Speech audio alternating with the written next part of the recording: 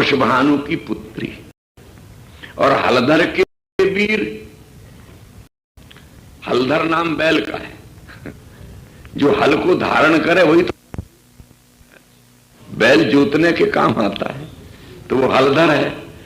तो ये बैल की छोटी बहन है, वो बैल के भाई है, तो क्यों न स्नेह गंभीर होवे को घटी। ये वृषभानुजा और वे हलधर के वीर। पर हलधर बलराम जी का नाम है, क्योंकि वे हल धारण करते हैं, हल और मूसल उनके आयुध हैं, और हलधर के वीर के नाम से वो जाने जाते हैं, पुराण प्रसिद्ध पुरुष हैं। तो यहां पर कृष्णामृत शब्द में श्लेष अलंकार के द्वारा एक मधुर मधुर वृंदावन देश के हास्य का, परिहास का वर्णन किया गया। मानम कदा रसद केली कदम बजातम, रसदायक केली कदम्ब। केली कदम्ब तो एक संज्ञा बना के कुंज का भी वर्णन कर दिया, और कदम्ब नाम समूह का है। कदम्ब का जो पुष्प होता है उसमें अनेक पुष्प होते हैं। कदम्ब शब्द का अर्थ समूह में और जगह भी आया है। ब्रज नव तरुणी कदम्ब मुकुटमणि श्यामा आज बनी, श्री हरिवंशी महाराज ने 84 के पद में कहा। ब्रज नव तरुणी कदम्ब, ब्रज की नव तरुणियों का जो समूह है, उनकी जो मुकुटमणि श्यामा श्री राधा हैं, वो आज बड़ी शोभा को प्राप्त है। तो कदम्ब समूह है। कौन सा समूह? बोले केली कदम्ब। एक केली के चिंतन में के साथ, एक केली के स्मरण के साथ अनेक केलियों का संस्मरण, जाग उठना, ये केली कदम्ब हो गया। सखी ने जो कृष्णामृत शब्द के द्वारा श्लेषार्थ में व्यंग किया, वृषभानुनंदिनी के अंतर में प्रियतम से बीते हुए बिहार काल की अनेक केलियों का एक साथ रसोद्गम हो गया। इसलिए रसद केली कदम बजात। अब रही बात ये कि किस रस की निष्पत्ति किसके यहां, किसके भीतर कब होती है। तो जो व्यक्ति जिस रस के साथ में मन प्राण आत्मा से संलग्न है, उसके भीतर उसी रस की निष्पत्ति होती है। हमारे यहां एक बलराम मिश्र थे, पधार गए, बड़े हंसोड़, वैसे कर्मकांड के बड़े निष्णात विद्वान थे। उनकी कोई सी बात, जिस किसी बात को उनके सामने प्रस्तुत करो, वो उसके झटहास्य में बदल देते थे। एक बार मथुरा से हम लोग बस में बैठे आ रहे थे, वो साथ थे। हमने सहज पूछ लिया, हमने कहा कि क्या समय हुआ, तो बड़े जोर खिलखिलाए के हंसे, बोले समय अच्छा नहीं है। अब वो समय अच्छा नहीं है कहने में और हंसने में बड़ा तीखा व्यंग था। जाने क्या कहना चाहते थे। हम चुप पड़ गए। हमने कहा इस हंसोड़ आदमी के सामने और दूसरी बात कहेंगे तो जाने क्या कर देगा ये। तो जो जिस रस में डूबा हुआ होता है ना, उसको वही रस सूझता है। स्वामिनी का जो आस्वाद्य रस है, वो प्रियतम की प्रेम स्मृति है और प्रियतम की प्रेम के लिए।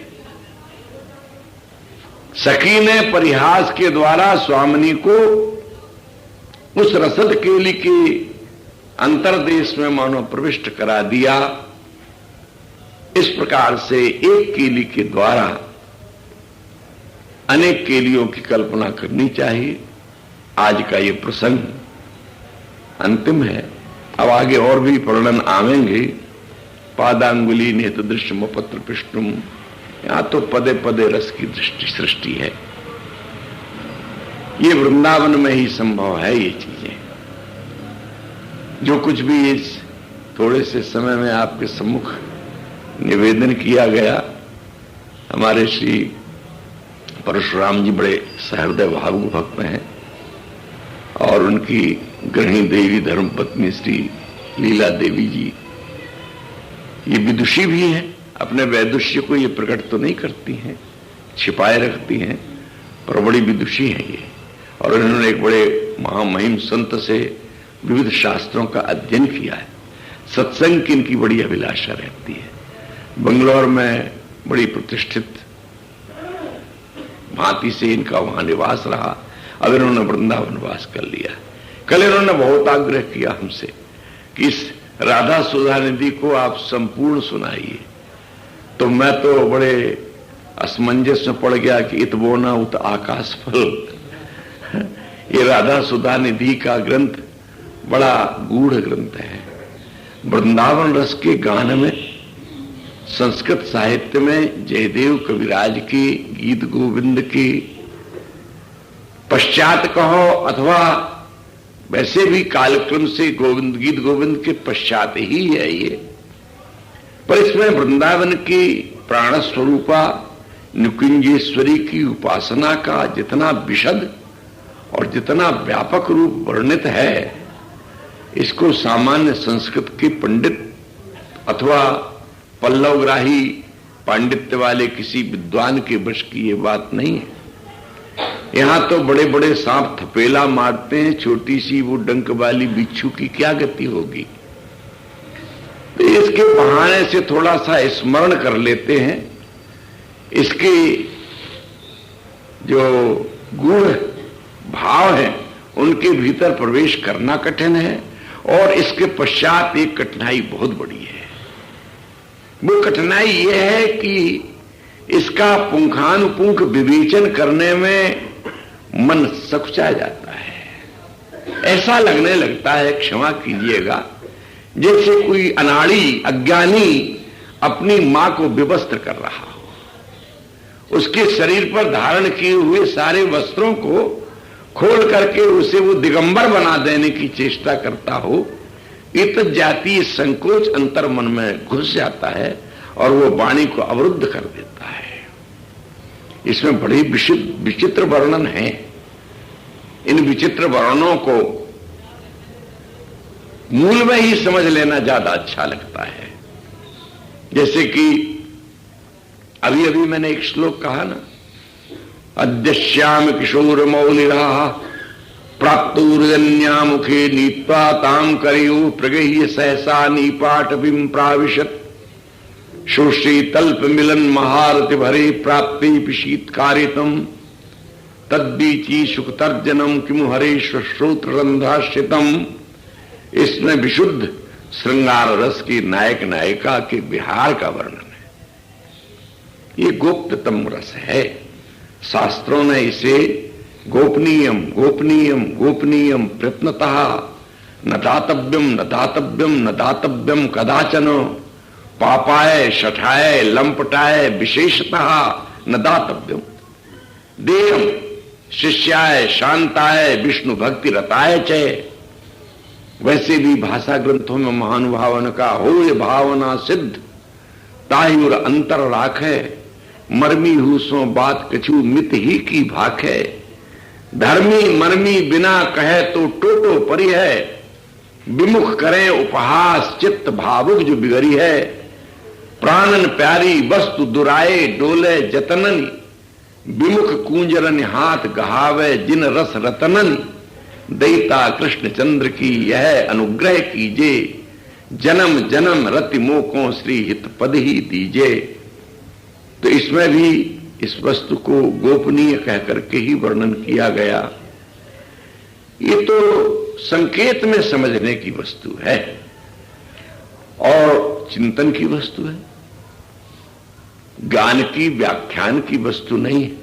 एक बार मुझे गोरखपुर जाने का अवसर मिला, तो वहां एक कोई रीड साहब उनकी धर्मशाला में ठहरा, फोन किया, भाई जी से मिलने की इच्छा हुई। उन्होंने कहा आइए आइए। 2 बजे पहुंची। गए पहुंचे तो पहले तो उन्होंने वार्ता प्रारंभ कर दी, सत्संग विषयक 5 मिनट बोले और बोले हम आपको एक बड़े अच्छे संत से मिला दें। ठीक है, बड़ी कृपा होगी, पर बोले 5 मिनट नहीं, वो 2 मिनट का समय देंगे। हमने कहा दर्शन तो देंगे, ये तो आप बड़ी कृपा कर रहे हैं, 1 मिनट का समय हो। महापुरुष के दर्शन से ही कल्याण। उन्होंने राधा बाबा के पास भेज दिया। राधा बाबा ऐसे चिपटे लिपटे बातों में हमसे कि 4.5 घंटे उन्होंने हमको नहीं छोड़ा। बारंबार भाई जी के संदेश आते। क्या हो, वो डरे भाई जी कि ये वृंदावन के लोग सांप्रदायिक होते हैं, कहीं लड़ाई भिड़ाई तो नहीं होने लगी। वृंदावन के लोग अपनी अपनी निष्ठा के कट्टर होते सब कुछ। वो अंत में उन्होंने संदेशा भेजा कि बात क्या है, जो बात आपकी समाप्त नहीं हो रही है, मैं स्वयं आ रहा हूं। तो उन्होंने लिखा राधा बाबा ने कि अब तो कठिनाई आ गई, अब बात ये कि अंतिम बात हो हमारी आपकी और आप हम छूटेंगे। एक मेरा निवेदन है, आप कुछ गाइए। मैंने कहा मुझे गाना नहीं आता। बोले नहीं नहीं नहीं, आप वृंदावन रहते हैं, गाना आता। वो लिखते थे, मैं उत्तर देता था, कुछ गाइए। संजोग से मुझे चतुरासी के एक पद सूझ गया। गाया तो नहीं, मैंने सहज गान के लहजे में उसको बोल दिया। राधा प्यारी तेरे नैन सलोल, तैन जो भजन कनक तन जोवन लियो मनोहर मोल। अधर निरंग अलक लट छूटी रंजित पीक कपोल। तू रस मगन भई नहीं जानत ऊपर पीत निचोल। कुछ जुग पर नखरेख प्रगट मानो शंकर सिर शशि टोल। जय श्री हित हरिवंश कहत कछु भामिनी अति आलस सो बोल। ये सुरतांत का पद है, प्रातःकालीन छवि है किशोरी जी की श्री अंगों की। रद विगलित दशा है। सुन तो लिया उन्होंने, फिर पट्टी पर लिखा कि हम आपसे एक भिक्षा मांगते हैं। जो महाराज आज्ञा करो, आप वयोवृद्ध ज्ञान वृद्ध संत हैं, भिक्षा की बात। तो बोले मैं ये मांगता हूं आपसे कि आप इन पदों को न गाया करें। मैंने कहा मैं आपको अपना सिर समर्पण करता हूं, आप काट दीजिए, परंतु इन पदों का गाना मुझसे नहीं छूटेगा, क्योंकि यही तो प्राण है। हम लोग वृंदावन में माइक लगा के गाते हैं इनको।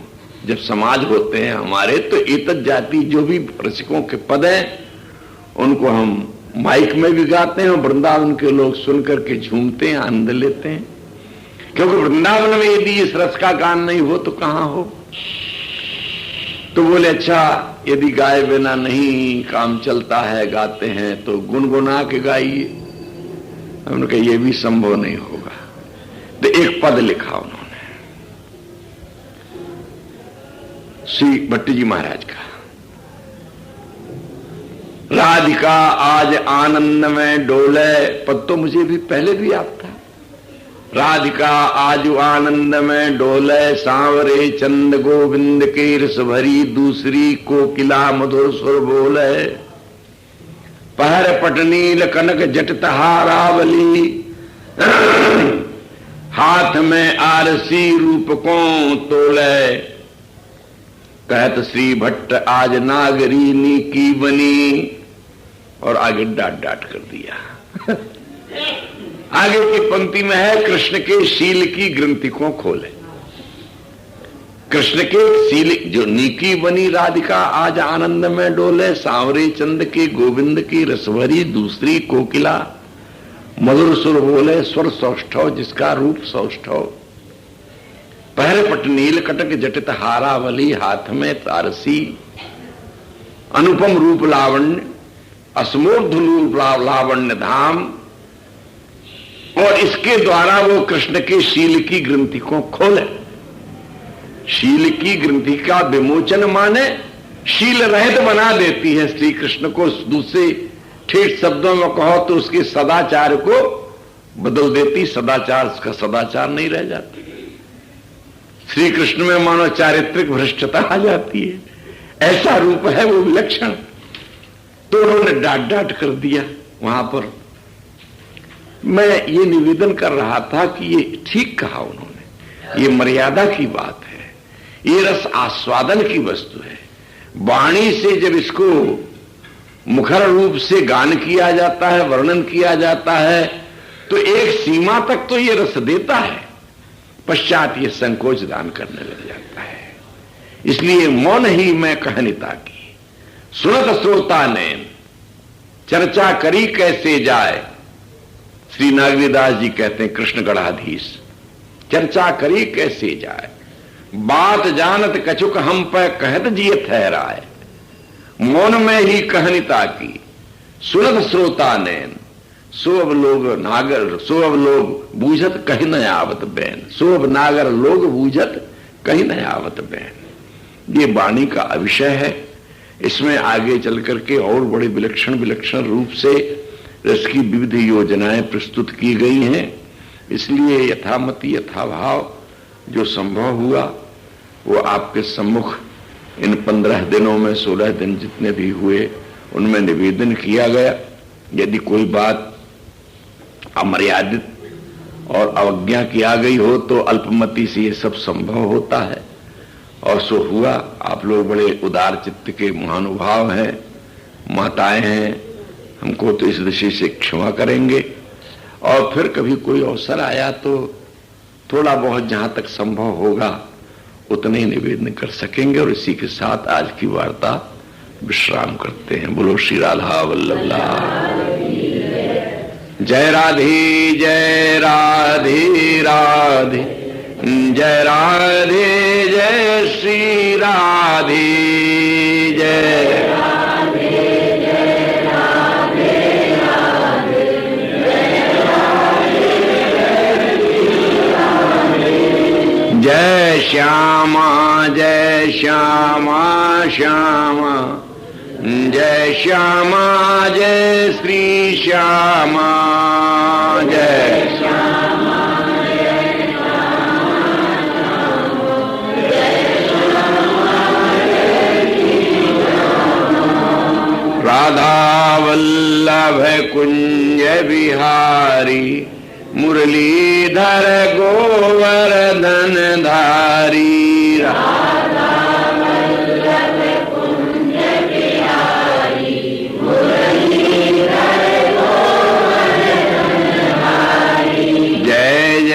श्यामा जय जय श्याम, जय जय श्री वृंदावन धाम, जय जय श्यामा जय जय श्याम, जय जय श्री वृंदावन धाम, जय जय श्री वृंदावन धाम, जय जय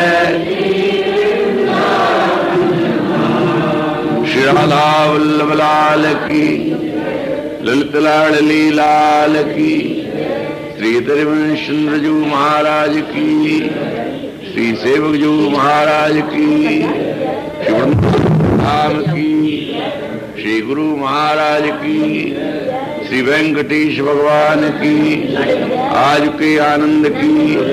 जय जय श्री राधे।